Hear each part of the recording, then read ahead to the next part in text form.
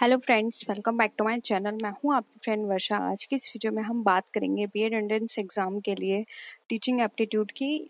Teaching aptitude के जो questions हैं वो आपके रीजनिंग के पार्ट में ही पूछे जाएंगे, तो हम उनकी तैयारी करेंगे और देखेंगे कौन कौन से क्वेश्चंस हैं जो आपके एग्जाम में पूछे जाएंगे।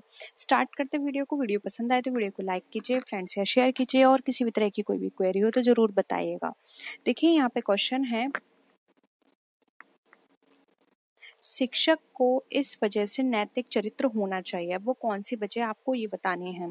ऑप्शंस हैं, छात्रों पर अच्छा प्रभाव पड़ेगा। सेकंड है, समाज में उसकी प्रतिष्ठा बढ़ाई जाएगी। थर्ड है, वह बुरा काम नहीं करेगा, या फिर उसके छात्र भी अच्छे नैतिक चरित्र को विकसित करने का प्रयास करेंगे। बताइए आपके अकॉर्डिंग क्या होगा इसका आंसर।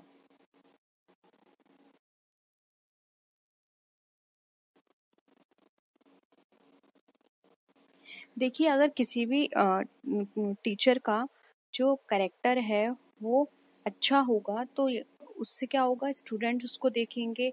तो क्या है, हर कोई टीचर जो होता है उसका जो स्टूडेंट होता है वो अपने टीचर से ही सीखता है। तो अगर उसका अच्छा करेक्टर होगा तो बच्चों का करेक्टर भी अच्छा ही रहेगा। इसलिए यहाँ पे ऑप्शन डी हमारा राइट आंसर हो जाएगा। His students would also try to develop good moral character. Okay, तो होप यहाँ पे सबका आंसर सही है। नेक्स्ट क्वेश्चन पे आते हैं। शिक्षा सर्वोत्तम धन है क्योंकि। अब जो एजुकेशन है वो सुप्रीम वेल्थ है, तो आपको बताने हैं क्यों है। ऑप्शंस हैं, देखिए यहाँ पर, दूर होने पर भी यह कम नहीं होता, यह किसी के द्वारा छीना नहीं जा सकता, इसे कोई चुरा नहीं सकता, या ऊपर के सभी। बताइए।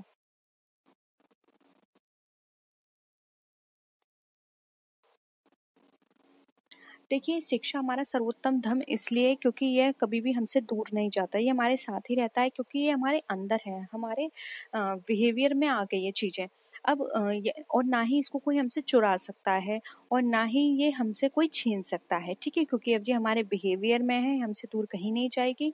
हमने बहुत सारी चीज़ें एक्सपीरियंस करी हैं, बहुत सारी चीज़ें सीखी हैं, उसके बेसिस पर हम अपना जो भी काम है या दूसरों के साथ व्यवहार है वो करते हैं। तो ये ना ही छीना जा सकता है, ना ही चुराया जा सकता है, ना ही दूर होता है। इसलिए यहाँ पे ऑप्शन डी हमारा राइट आंसर है। सर्वोत्तम धन इसलिए ही इसको कहा गया है। नेक्स्ट है, शिक्षण विधियों के उपयोग के साथ with the use of teaching methods.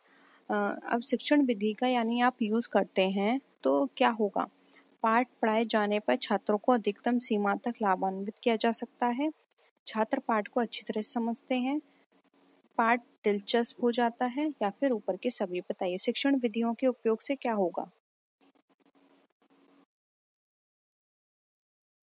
देखिए यहाँ पे ऑप्शन जो है डी राइट आंसर हो जाएगा, क्योंकि जब हम शिक्षण विधियों का यूज़ करेंगे अपने शिक्षण में तो ये अधिकतम लाभान्वित होगा, क्योंकि उसको ज़्यादा समझ में आएगा। अ, ये सेम वही ऑप्शन हो गया कि छात्र जो है पाठ को अच्छी तरह समझ सकते हैं, दिलचस्प हो जाएगा यानी कि इंटरेस्टिंग होगा, वो उसको और पढ़ने की कोशिश करेगा, वो बोर नहीं होगा पढ़ने से।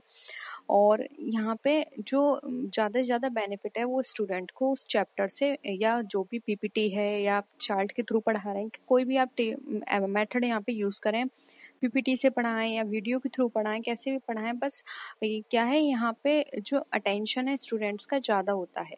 इसलिए यहाँ पे ऑप्शन डी राइट आंसर हो जाएगा। नेक्स्ट है,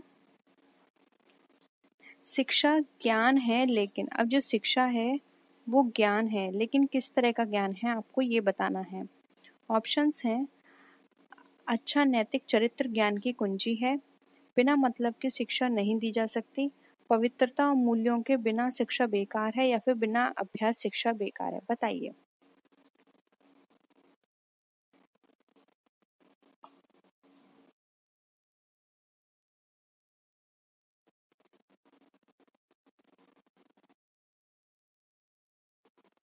देखिए, शिक्षा ज्ञान तो है, यानी कि आपने देखिए हर कोई शिक्षा ग्रहण करता है, लेकिन वो उस शिक्षा का किस तरह से यूज़ कर रहा है वो उस पर डिपेंड करता है।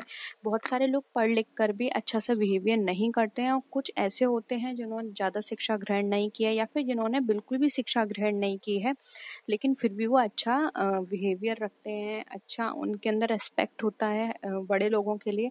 तो यहाँ पर ऑप्शन सी जो है वो राइट आंसर हो जाएगा। शिक्षा ज्ञान है लेकिन सेकंड, पवित्रता और मूल्यों के बिना शिक्षा बेकार है। अगर आपके अंदर वैल्यूज़ नहीं है, किसी भी तरह के मॉरल वैल्यूज़ नहीं है, किसी का आप रेस्पेक्ट नहीं करते, किसी चीज़ को आप ढंग से नहीं समझते हैं, तो ये सारी शिक्षा आपकी बेकार है। कहते हैं ना कि पढ़ा लिखा होना भी आपका बेकार है जब तक आप किसी की कदर नहीं कर सकते या किसी का अच्छा नहीं सोच सकते। इसलिए यहाँ पे ऑप्शन सी राइट आंसर हो जाएगा। नेक्स्ट है, जो एक बच्चे का पहला शिक्षक है, यानी कि एक बच्चे का पहला शिक्षक क्या होता है? अध्यापक, उसका वातावरण, उसके माता पिता, उसका अपना चेतन मन। बताइए।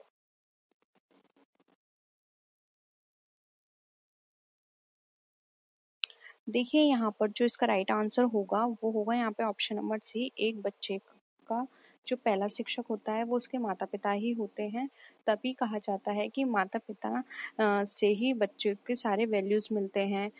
हम अमूमन भाषा में बोल भी देते हैं, अगर कोई अच्छे से बिहेव नहीं करता है तो हम बोलते हैं कि क्या सिखाया आपके घर वालों ने। यानी कि बच्चा शुरू में जो सीखता है वही उसके पूरी लाइफ काम आते हैं, इसीलिए उसका जो पहला शिक्षक है वो उसके माता पिता ही होते हैं। ठीक है, ऑप्शन सी सही है। नेक्स्ट है, शिक्षण का कार्य यानी कि जो जॉब है टीचिंग की, वो एक शिक्षित व्यक्ति द्वारा किया जा सकता है, कई शिक्षकों द्वारा नहीं किया जा सकता, किसी भी व्यक्ति द्वारा किया जा सकता है। यहाँ पे किसी भी कर लीजिएगा क्योंकि इंग्लिश में है एनी पर्सन, और फिर है प्रत्येक व्यक्ति द्वारा नहीं किया जा सकता। तो बताइए शिक्षण का कार्य कैसा है? देखिए शिक्षण का मतलब यहाँ पर है आपकी एजुकेशन से। आप एजुकेशन का मतलब सिर्फ यहाँ पे बुकिश नॉलेज है, ठीक है, तो उसको लेकर बताइएगा। तो यहाँ पे ऑप्शन डी हो जाएगा, प्रत्येक व्यक्ति द्वारा नहीं दिया जा सकता, सिर्फ एक पढ़ा लिखा व्यक्ति यानी कि शिक्षित व्यक्ति है वही हमें शिक्षा देगा, कई शिक्षकों द्वारा भी नहीं दिया जा सकता और किसी व्यक्ति द्वारा, किसी एक व्यक्ति द्वारा दिया जा सकता है। इसलिए यहाँ पे ऑप्शन डी राइट आंसर हो जाए, शिक्षण का कार्य वो प्रत्येक व्यक्ति द्वारा नहीं किया जा सकता है। ओके, नेक्स्ट है, जो उच्च शिक्षा में शिक्षण का अधिक वांछनीय परिणाम है यानी कि डिजायरेबल आउटकम है वो क्या है? परिणाम का उच्च प्रतिशत, उन छात्रों की संख्या में वृद्धि जो विषय के लिए चुनते हैं, छात्रों की स्वतंत्र सोच के स्तर में वृद्धि, या फिर छात्रों की उपलब्धि में वृद्धि। बताइए।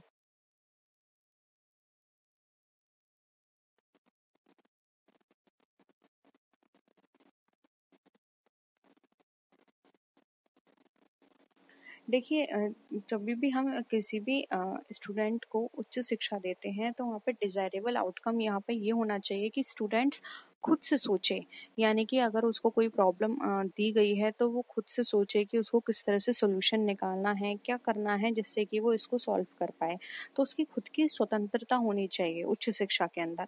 इसलिए ऑप्शन सी राइट आंसर हो जाए। सिर्फ परिणाम का उच्च प्रतिशत निकालना जरूरी नहीं है, उसकी थिंकिंग बढ़े। प्रतिशत यहाँ पे मैटर नहीं करती, मैटर करती है कि उसकी सोचने की क्षमता कितनी है, वो कितनी चीज़ें और कितने कम टाइम में अच्छा से अच्छा सोल्यूशन निकाल के दे सकता है। ठीक है, और उन छात्रों की संख्या में वृद्धि जो विषय के लिए चुनते हैं ये भी इम्पोर्टेंट नहीं होगा, छात्रों की उपलब्धि में वृद्धि ये भी इम्पोर्टेंट नहीं होगा। सिर्फ उनका अचीवमेंट अच्छा होना यहाँ पे मैटर नहीं करता है, मैटर करता है कि उनकी थिंकिंग कितनी बढ़ रही है, वो कितना समझ पा रहे हैं चीज़ों को, खुद से वो कितना सॉल्व कर पा रहे हैं। ठीक है, नेक्स्ट है, ज्ञान के प्रति हमारा दृष्टिकोण होना चाहिए अनुभव जन्य साक्ष्य के आधार पर विज्ञान द्वारा सिद्ध किया गया कि क्या स्वीकार करना है, या फिर व्यक्तिगत रूप से सत्यापित नहीं होने वाली किसी भी चीज को स्वीकार नहीं करना, अंतिम सत्य के रूप में स्वीकार करना, या फिर सुधार के दायरे में विश्वास करना। बताइए हमारा एटीट्यूड कैसा होना चाहिए?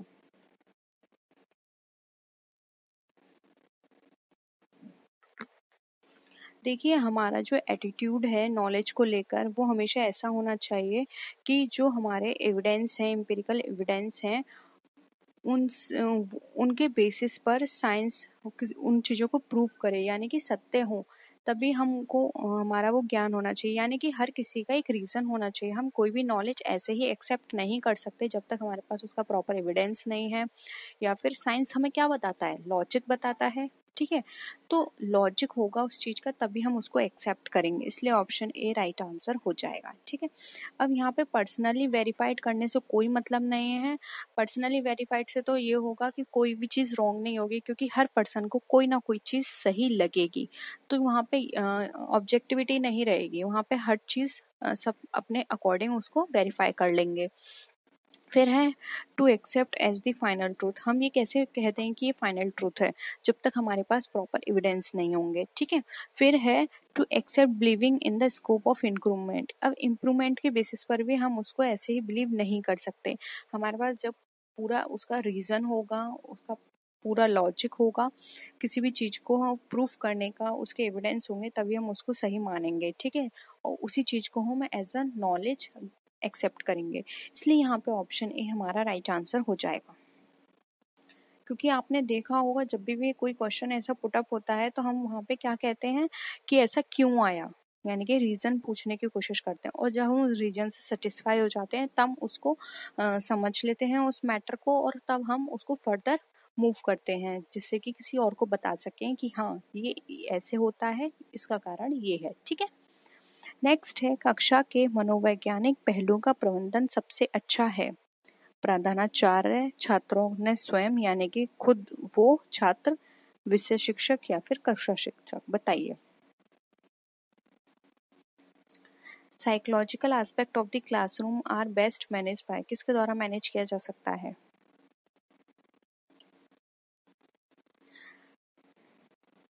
देखिए यहाँ पे प्रधानाचार्य कहा गया है तो ये नहीं होगा, क्योंकि यहाँ पे कक्षा की बात की जा रही है।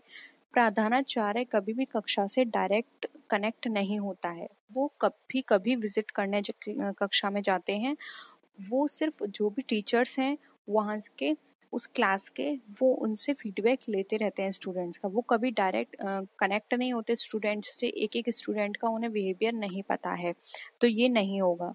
छात्र स्वयं अपना मनोवैज्ञानिक पहलू का प्रबंधन नहीं कर पाएंगे, तो ये भी नहीं होगा। विषय शिक्षक को भी नहीं पता होगा, क्योंकि विषय शिक्षक को एक पर्टिकुलर टाइम दिया जाता है, उस पर्टिकुलर टाइम में वो सिर्फ उस क्लास में जाएगा, हो सकता है कि उस समय वहाँ पर सारे स्टूडेंट्स उनके स्ट्रिक्टनेस की वजह से या फिर कोई और रीज़न की वजह से जो रियल में उनका बिहेवियर है वो उनके सामने शो ना करते हों, तो ये भी कट जाएगा। सिर्फ एक कक्षा निरीक्षक यहाँ पे सही होगा, क्योंकि एक कक्षा निरीक्षक ही ऐसा पर्सन होता है जिसको पूरा प्रॉपर तरह से हम ये कह सकते हैं कि उसको एक एक स्टूडेंट के बारे में पता है, कौन किस तरह का बिहेवियर है, हमें अपनी क्लास को किस तरह मैनेज करना है, क्या चीज़ हमारी क्लास के स्टूडेंट्स के लिए या हमारे क्लास के लिए बेनिफिशियल है, हमें किस तरह से सारी चीज़ें मैनेज करनी है, ये सिर्फ एक कक्षा को ही पता है, क्योंकि उसका ज़्यादा टाइम अपनी कक्षा के साथ ही जाता है या उसके बारे में सोचने में ही जाता है,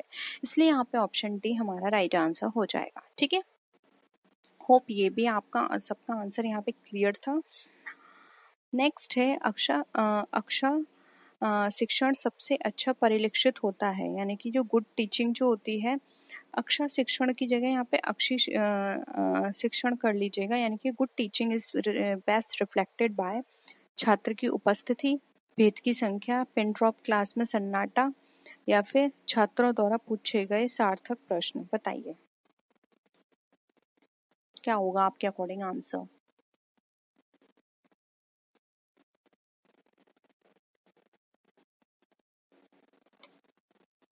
देखिए अक्षय शिक्षण की हम बात करें तो वो हमें तभी पता चलेगा कि जब हमारे स्टूडेंट्स हमारे हमसे मीनिंगफुल क्वेश्चंस पूछेंगे कि इसका क्वेश्चन का आंसर क्या है या फिर ये ऐसा क्यों हुआ, तभी हमें लगेगा कि हाँ हम अच्छे से पढ़ा रहे हैं, क्योंकि स्टूडेंट क्वेश्चन भी तभी पूछते हैं जब उनको कोई भी चीज़ समझ में आती है या फिर नहीं समझ में आती है। जब स्टूडेंट डाउट में होते हैं तो वहाँ पे वो चुप रहते हैं। ठीक है, तो अगर स्टूडेंट्स को अच्छे से समझते हैं कोई भी टॉपिक और वहाँ उन्हें कन्फ्यूज़न होती है तो वहाँ वो मीनिंगफुल क्वेश्चंस पूछते हैं, इसलिए ऑप्शन डी राइट आंसर हो जाए। पिन ड्रॉप साइलेंस होना जरूरी नहीं है कि अक्षर शिक्षण हो सकता है कि वो वहाँ पर टीचर के डर से नहीं बोलते हों। ठीक है, तो ये भी गलत है, स्टूडेंट जब बोलेगा नहीं तो वो क्वेश्चन कैसे करेगा। फिर है भेद की संख्या, ये भी गलत है, भेद की संख्या नहीं होनी चाहिए कक्षा के अंदर, और छात्र की उपस्थिति भी नहीं होनी चाहिए, क्योंकि छात्र की उपस्थिति से ये हम नहीं पता लगा सकते कि उसका शिक्षण वहाँ पर कैसा है, क्योंकि छात्र में अगर उपस्थित है तो उसके बहुत सारे कारण हो सकते हैं। हो सकता है कि वहाँ पर उनके मार्क्स दिए जाते हैं उपस्थिति के, इस कारण वो उपस्थित हों।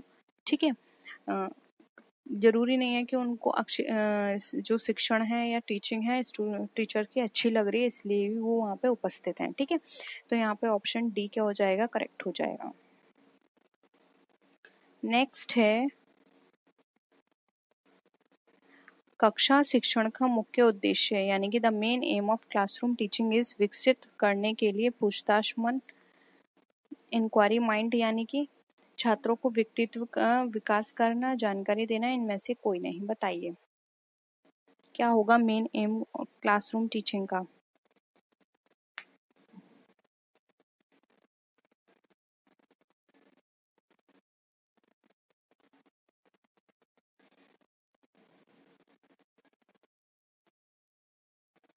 देखिए यहाँ पर अगर हम ऑप्शंस को देखें तो मेन एम कक्षा शिक्षण का इसमें से कुछ भी नहीं है। अगर यहाँ पर ऑप्शन में होता है कि संपूर्ण विकास करना तो हम एक बार मान लेते हैं, ठीक है, छात्रों के व्यक्तित्व का संपूर्ण विकास करना, लेकिन यहाँ पे व्यक्तित्व का विकास करना, जानकारी देना सिर्फ जरूरी नहीं है, इसलिए यहाँ पे इनमें से कोई नहीं हो जाएगा। ठीक है, विकसित करने मुख्य काम नहीं होता, इनका मुख्य काम होता है उनको शिक्षा देना। ठीक है, तो इससे रिलेटेड कोई भी ऑप्शन नहीं है, इसलिए ऑप्शन डी राइट होगा। नेक्स्ट है,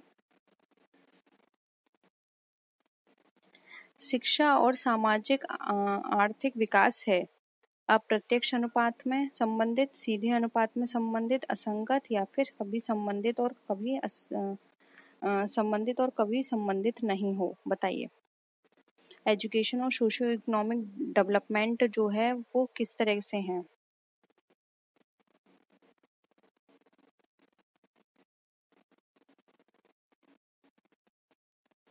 देखिए यहाँ पर जो ऑप्शन होगा वो बी राइट आंसर होगा। एजुकेशन और सोशो इकोनॉमिक डेवलपमेंट जो है उनका सीधा संबंध है, क्योंकि देखिए जहाँ पर एजुकेशन होगी वहाँ पे सोशो इकोनॉमिक डेवलपमेंट होगा, क्योंकि देखिए वहाँ पे वो अपने बारे में सोचेंगे, अपने जो जहाँ वो रहते हैं उस एरिया के बारे में सोचेंगे, और साथ ही साथ अपने देश के बारे में भी सोचेंगे, सोसाइटी के बारे में सोचेंगे, और उसको आगे ले जाने के बारे में सोचेंगे कि हमें और शिक्षित हैं तो देखिए वो अच्छा काम भी करेंगे, जिससे अर्निंग अच्छी होगी, जिससे देश का डेवलपमेंट होगा। इसलिए यहाँ पे इनका क्या है, रिलेशन डायरेक्ट है। नेक्स्ट है, छात्रों को उनके सीखने के आधार पर 4 प्रकारों में वर्गीकृत किया जा सकता है। निम्नलिखित में से कौन सीखने के लिए अर्थ और तर्क चाहता है। बताइए सामान्य ज्ञान सीखने वाला, गतिशील सीखने वाला, विशेषिकी सीखने वाला यानी कि एनालिटिक्स, और अभिनव विद्यार्थी जिसको हम इनोवेटिव स्टूडेंट भी या लर्नर भी बोलते हैं। बताइए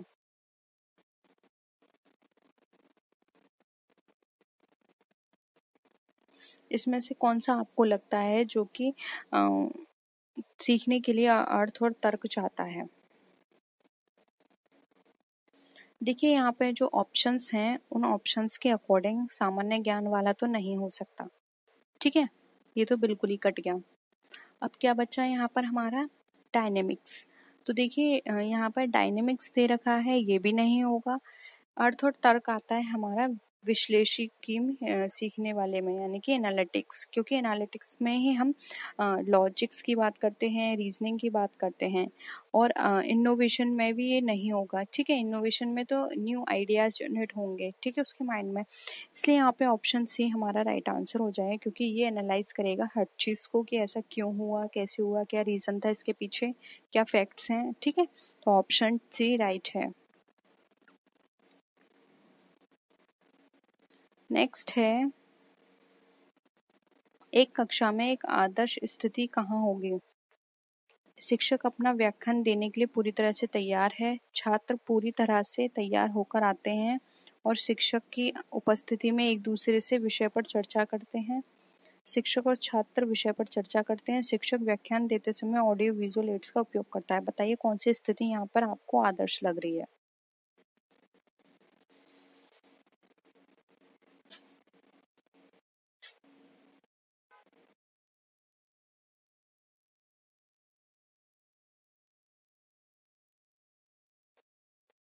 देखिए यहाँ पर अगर हम बात करें तो ए हमारा राइट आंसर हो जाएगा। शिक्षक अपना व्याख्यान देने के लिए पूरी तरह से तैयार है और शिक्षक और छात्र विषय पर चर्चा करते हैं। ठीक है। एक टीचर के लिए भी ये इम्पोर्टेंट है कि वो जो भी कुछ पढ़ा रहा है उसके लिए वो रेडी हो, उसको उस चीज़ के बारे में पूरी नॉलेज हो, और साथ ही साथ टीचर और स्टूडेंट दोनों का क्या है इंटरेक्शन होना चाहिए उस सब्जेक्ट के ऊपर, तभी वहाँ पे क्या है अंडरस्टैंडिंग लेवल जो है वो स्टूडेंट का बढ़ेगा। ठीक है, तो ऑप्शन ए जो है वो हमारा राइट आंसर हो जाएगा, यानी कि फर्स्ट एंड थर्ड हमारा करेक्ट है। नेक्स्ट है हमारा क्वेश्चन, कक्षा में क्या अधिक वांछनीय है यानी कि डिजायरेबल है। एक शिक्षक सख्त अनुशासन बनाए रखता है और नियमित रूप से उपस्थित लेता है। छात्रों द्वारा उठाए गए सवालों के जवाब देने वाला शिक्षक, पाठ्यक्रम सामग्री और मानक पुस्तकों के आधार पर व्याख्यान देने वाला शिक्षक, या फिर एक शिक्षक जो पाठ और अपने स्वयं के अनुसंधान के आधार पर व्याख्या दे रहा है। बताइए।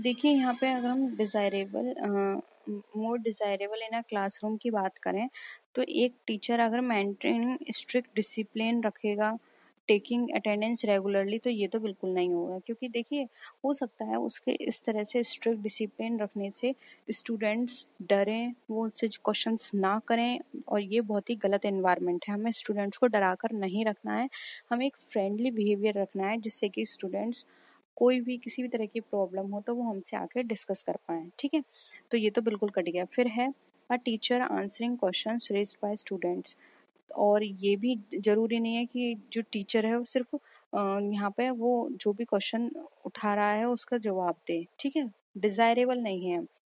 फिर है a teacher delivering a lecture on the basis of course content and standard books, सिर्फ डिलीवर करना ये भी करेक्ट नहीं है, क्योंकि अगर आप डिलीवर करेंगे तो क्या होगा, आप डिलीवर करेंगे कोई एक्सेप्ट कर रहा है, मतलब कोई उसको सुन रहा है या कोई उसको नहीं सुन रहा है, आपको ये नहीं पता चलेगा। नेक्स्ट है teacher delivering a lecture on the basis of their text and his own research, ये बिल्कुल करेक्ट है। एक टीचर डिलीवरी भी कर रहा है और उसने कुछ ऐसी रिसर्च भी करी है जिसके बेसिस पर वो यहाँ पर क्या है अपने रिसर्च के बेसिस पर उनको अच्छी तरह, जैसे हम बोलते हैं प्रैक्टिकल नॉलेज के बेसिस पर उनको समझा पाएगा और अच्छी तरह से कुछ रियल लाइफ एग्जांपल्स के थ्रू उनको वो समझा पाएगा।